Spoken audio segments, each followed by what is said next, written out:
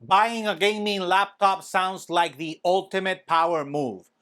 Portable gaming beast, RGB lighting, desktop class performance on paper. In reality, it's more like adopting a very expensive, very loud space heater that occasionally plays games. In this video, we talk about why buying a gaming laptop is nothing more than a money pit and why the desktop gaming PC having the ultimate power is also a myth. Let's get to it.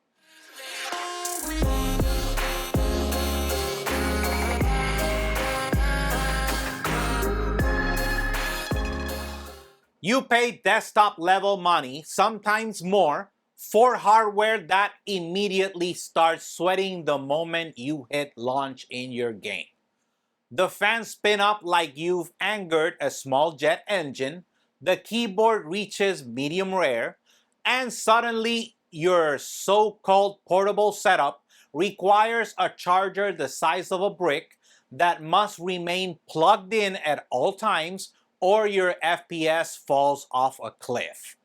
Heat is the villain in every gaming laptop story. These things don't just run hot, they run existentially hot. After about 20 minutes of gaming, thermal throttling kicks in, and your GPU and CPU quietly agree to stop trying so hard. The performance you pay for exists mainly in marketing slides, carefully staged benchmarks, and the alternate realities with better airflow. And when that hardware starts to feel outdated, good luck upgrading. The GPU is soldered, the CPU is locked in place like it's in witness protection, and your only realistic upgrades are RAM if you're lucky, and storage. Congratulations, you've unlocked the bare minimum. Now, some people will just say, just get an eGPU. Ah, yes, the external GPU, also known as Hope in a very expensive box.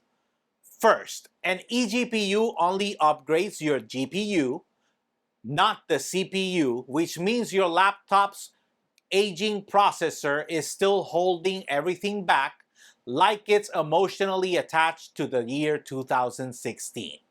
Second, eGPUs lose performance due to bandwidth limitations from the cables. So that shiny desktop GPU you paid for never performs like it should. You're spending hundreds, sometimes over $1,000 for a setup that delivers a modest, sometimes barely noticeable improvement, while adding more cables, more setup time, and absolutely zero portability. At that point, you basically built a worse laptop on purpose. Battery life? Pure comedy.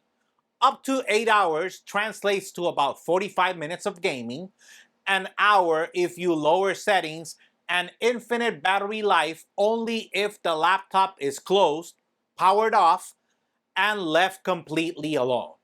And portability?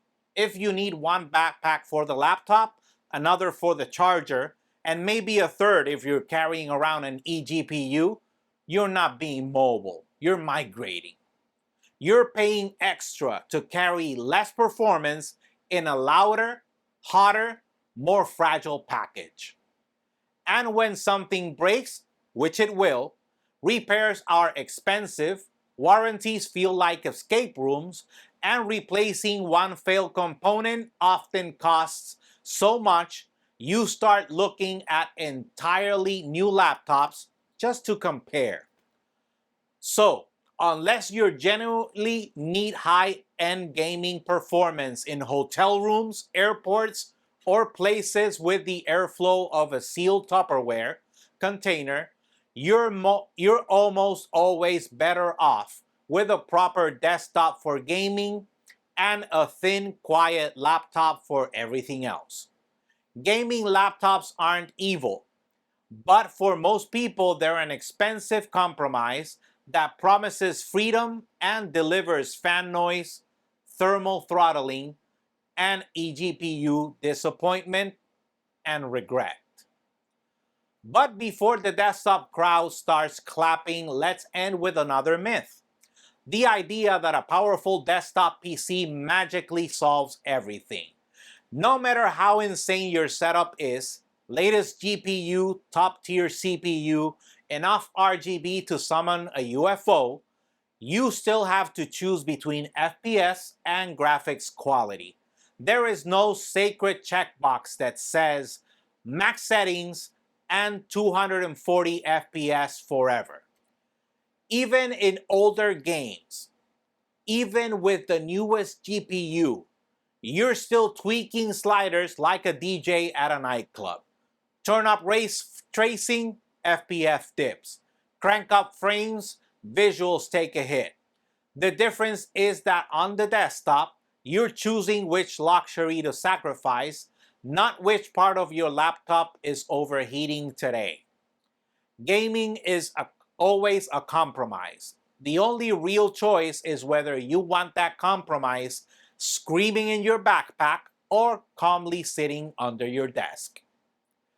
Personally, I'll stick to using consoles.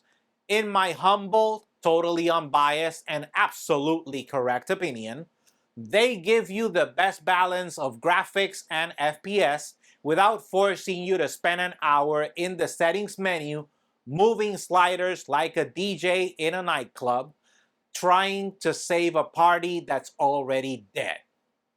On console, you just press play and boom, the game runs.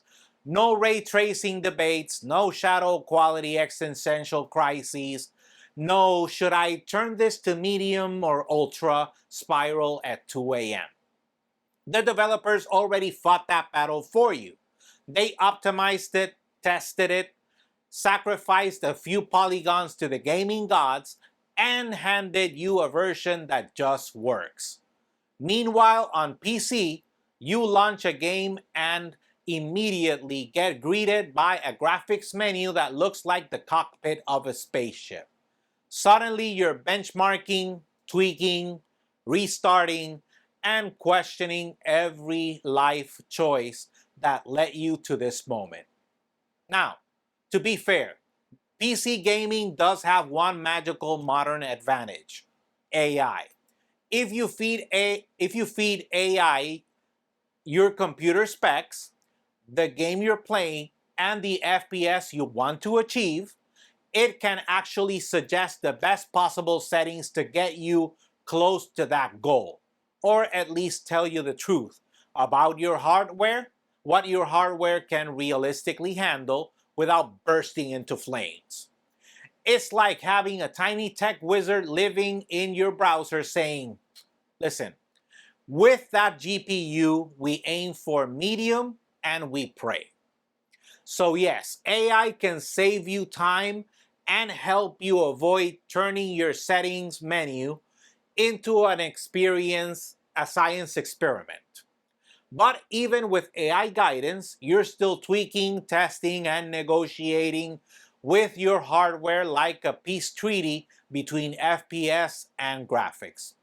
While I'll be in the couch with a controller pressing one button and actually playing the game, while my PC friends are still adjusting volumetric fog density and debating whether 92 FPS is playable.